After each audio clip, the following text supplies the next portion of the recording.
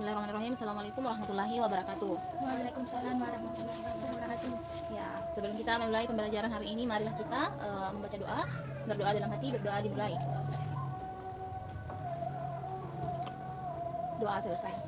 Jadi, adapun pembelajaran kita hari ini adalah pembelajaran bahasa Indonesia, yaitu mengidentifikasi unsur-unsur intrinsik dalam cerita rakyat. Tujuan pembelajaran kita hari ini, pertama, siswa diminta membaca dan memahami isi cerita rakyat dengan seksama. Kemudian siswa dapat mengidentifikasi unsur-unsur intrinsik. Nah, unsur-unsur intrinsik itu adalah tema, tokoh, penokohan, latar, alur, sudut pandang, dan amanat. Kemudian ketiga, siswa dapat menyajikan hasil analisis cerita rakyat secara tertulis dengan bahasa yang baik dan benar.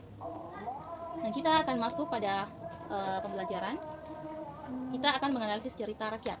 Jadi, di antara kalian ada yang sudah pernah mendengar cerita rakyat? Apa itu cerita rakyat?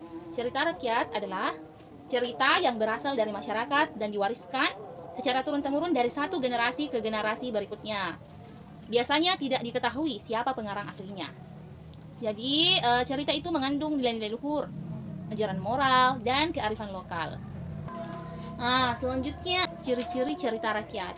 Coba Zahra baca, apa itu ciri-ciri cerita rakyat? Bersifat tidak diketahui nama dan pengarangnya, atau disebut anonim. Kemudian arif, apa itu? Kayak nilai moral, maksudnya mengandung pesan atau amanat yang baik. Ya, betul. Zahra, apa lagi Zahra? bersifat tradisional, disampaikan secara lisan atau tulisan dari generasi ke generasi. Dan apa lagi Arif? Banyak versi, terkadang memiliki banyak versi karena penyebarannya secara lisan. Dan terakhir itu bersifat statis, maksudnya itu bentuk dan isi cerita itu cenderung tetap. Nah, unsur-unsur cerita rakyat itu ada tema, tokoh dan penokohan. Selanjutnya apa? Latar atau setting. Kemudian alur, kemudian pandang dan amanat. Ya, perlu menganalisis cerita rakyat karena itu kita dapat memahami pesan moral. Nah, di sini kita menemukan nilai-nilai luhur dan ajaran kebaikan yang tersembunyi di balik jalinan cerita. Kemudian kita dialihkan untuk berpikir kritis, maksudnya melatih kemampuan untuk mengamati, membandingkan, dan menyimpulkan isi cerita secara mendalam. Terus dapat mengenal budaya, yaitu mempelajari tradisi, adat istiadat, dan kearifan lokal dan berbagai daerah di Indonesia. Terus terakhir kita dapat menambah kosakata. Unsur cerita rakyat itu ada tema, tokoh dan penokohan. Selanjutnya apa? Latar atau setting. Kemudian alur, kemudian pandang dan amanat. Ya. Nah, coba Zahra baca dulu, apa itu tema? Tema adalah ide pokok atau gagasan utama yang mendasari seluruh jalannya sebuah cerita rakyat. Jalannya cerita rakyat. Nah, betul.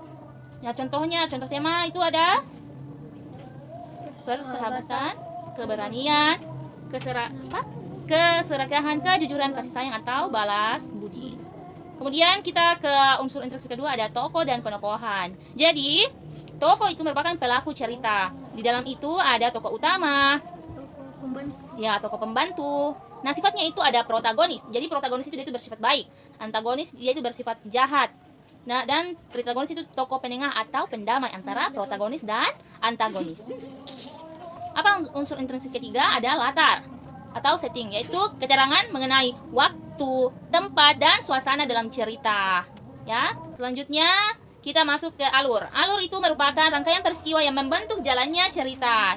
Nah, alur ini ada mulai orientasi, yaitu pengenalan tokoh, latar, dan awal cerita. Kemudian komplikasi, yaitu munculnya masalah atau konflik. Kemudian klimaks, puncak ketegangan atau masalah. Selanjutnya resolusi, masalah mulai mereda dan selesai. Dan terakhir ada koda atau akhir, cerita dan pesan atau penutup. Nah, cara menemukannya itu kita mengurutkan peristiwa-peristiwa penting ini dari peristiwa-peristiwa penting dalam sebuah cerita dari awal hingga akhir untuk melihat bagaimana masalah muncul dan diselesaikan. Nah, unsur intrinsik kelima itu ada sudut pandang, ya. Maksudnya sudut pandang itu yaitu posisi pengarang dalam menceritakan kisah kepada pembaca. Jadi ada disebut orang pertama. Maksudnya pengarang di sini seolah-olah menjadi tokoh dalam cerita dan mengalami peristiwanya secara langsung. Nah, kata kuncinya itu kalau kita mau mengetahui ini ya, dia ada kata aku atau saya. Nah, kemudian kita masuk ke orang ketiga. Sudut pandang orang ketiga, maksudnya pengarang berada di luar cerita dan menceritakan tokoh-tokoh lain. Dia itu di sini berperan sebagai pengamat. Jadi kata kuncinya itu adalah dia, mereka, atau nama tokoh. Nah, selanjutnya kita masuk ke amanat. Jadi apa itu amanat? Amanat itu adalah Pesan moral. atau pelajaran berharga yang ingin Disampaikan pengarang kepada pembaca melalui cerita. ya, betul.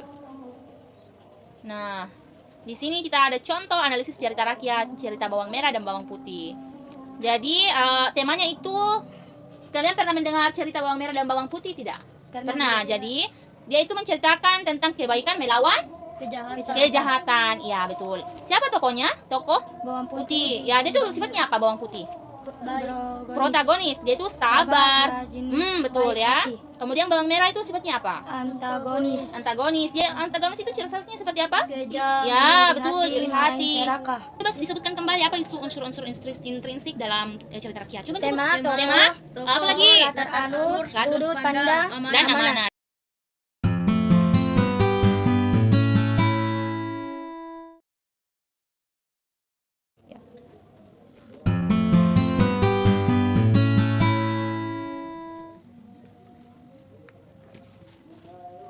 Baik, tadi kita sudah latihan menganalisis cerita rakyat Malin Kundang. Jadi kita akan mereview jawaban dari kalian. Nah, tadi temanya apa? Coba temanya tadi ini kira-kira dari cerita Malin Kundang ini ceritanya tentang apa? kedurhakaan. Kalau Arif apa? Kedurhakaan seorang anak kepada ibunya. Ya, betul. Siapa tokoh utama dari cerita ini? Malin Kundang. Ya. Terus tokoh pembantunya siapa? Maden berubah. Ya, Ibu Maden. Ya, Mandirubah istri Maling, ada Malin Kundang. Tokoh pembantunya apa? Istri Malin Kundang, Mandirubah atau ibunya Malin Kundang. Jadi watak tokohnya bagaimana? Sarah tadi wataknya Malin Kundang itu apa? Durhaka, sombong. Oh ya, betul. Terus nih, wataknya Mandirubah itu dia itu penyayang, sabar ya. Nah, kemudian latar tempatnya apa? Coba Sarah, latar tempatnya apa? Sarah? Latar suasana sedih, haru. Latar tempatnya apa, Arif? Zaman Pantai air manis. Ya, itu ya ada di dalam cerita tadi ya. Kemudian latar waktunya Zahra apa? Zaman dahulu kalah. Ya. Kemudian latar suasananya apa? Sedih, haru, kecewa. Ya, betul ya. Itu ada dalam itu kadang sedih, kadang haru, kecewa ya. Kemudian ini alurnya apa kira-kira? Maju ya karena dimulai dari perkenalan ya sampai ke klimaks, lanjut lagi ke akhir. Nah, di sini sudut pandangnya apa? Orang ketiga. Ya, betul. Orang ketiga. Jadi di sini pengarangnya sebagai orang ketiga serba tahu ya. Nah, amanatnya kira-kira apa? Tidak boleh durhaka kepada orang tua. Kalau Arif apa? Jangan durhaka kepada orang tua. Ya, kita tidak sebagai anak tidak boleh durhaka kepada kedua orang tua ya, utamanya ibu. Ya. Mungkin itu hasil pembelajaran kita hari ini. Jadi hari ini kita telah belajar apa? Menganalisis unsur intrinsik dalam cerita rakyat. Jadi tetap semangat belajar ya, jangan lupa. Terus semangat ya. Buka bukunya di rumah ya, dibaca-baca supaya ilmu yang kita dapatkan kita tidak lupa, oke? Siap ya? Siap, Kak. Ya. Sebelum kita akhiri mari kita berdoa. Berdoa dalam hati. Berdoa selesai. Terima kasih atensi kepada anak-anak hebat. Ya, wassalamualaikum warahmatullahi wabarakatuh. Waalaikumsalam warahmatullahi wabarakatuh.